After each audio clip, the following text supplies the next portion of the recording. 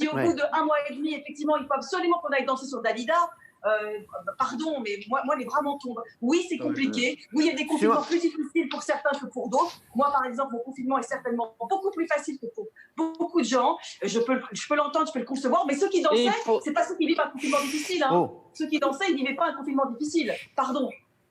Alors, Valérie, les bras vous en tombent. Hein. Oui, les bras m'en tombent. Merci. Sophie Coste.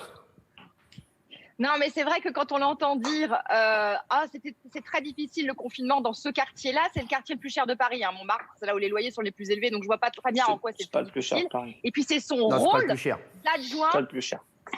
Mais bon, c'est très cher en tout cas. Oui. On s'en fout, c'est pas grave, c'est pas le problème, c'est pas le sujet. C'est son rôle d'adjoint à la mairie de Paris de recadrer, de remettre absolument les choses en perspective. C'est exactement ce que disait Gilles tout à l'heure, c'est-à-dire que les Français vont se mettre dans le crâne que le 11 mai, il n'y a plus de virus. Or, c'est faux. J'espère véritablement que demain, à 15h, l'annonce du déconfinement va resserrer les boulons et recadrer absolument la manière dont la population devra se comporter à partir du 11 mai. J'espère. Jean-Michel Maire. Et après, je voudrais avoir Raymond. Faut dire aussi que les chaînes d'infos, en général, ont leur part de responsabilité. Parce que dans cette période anxiogène, tous les soirs, on montre la nouvelle convivialité qu'il y a entre voisins. Et c'est à qui mieux celui qui joue la contrebasse sur son balcon. Ouais, c'est sympa. Ça, c'est sympa. C'est sympa, ça.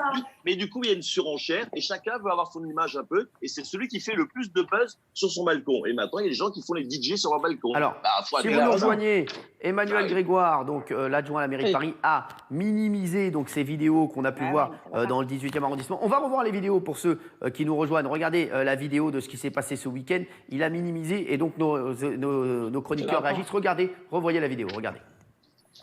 Bah, remettez-la en entier.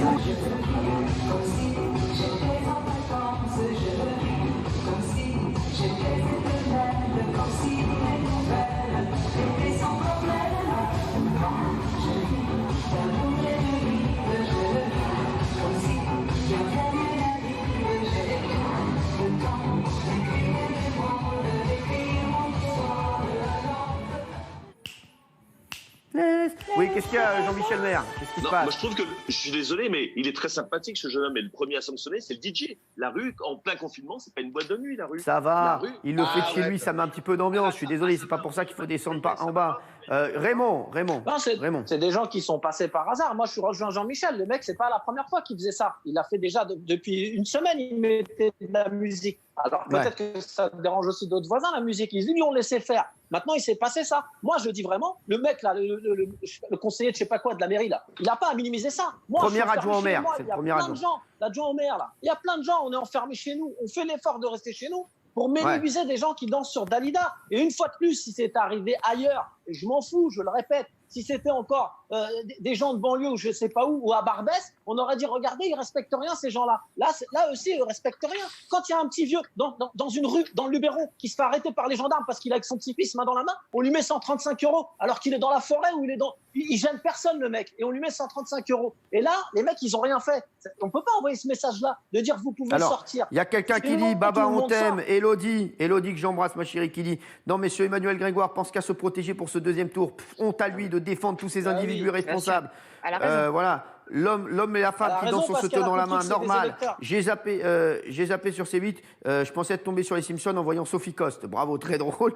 Les bobos parisiens, je supporte pas. C'est Alex qui nous dit ça. C'est vrai que les bobos parisiens, ouais, c'est vrai. Bon, ils ont tous les droits. Ils ont le droit d'aller faire des footings. Ils ont le droit d'aller dans les parcs, des buts de Chaumont. Ils ont tous les droits. Ils ont le droit de faire ce qu'ils veulent. Eux, ils sont immortels. Nous, on se fait chier à rester chez nous. On travaille pas. On perd de l'oseille. On attend comme des cons le déconfinement pour retourner bosser. Et ils dansent sur Dalida. Mais allez vous faire foutre avec Dalida. Et rentrez chez vous.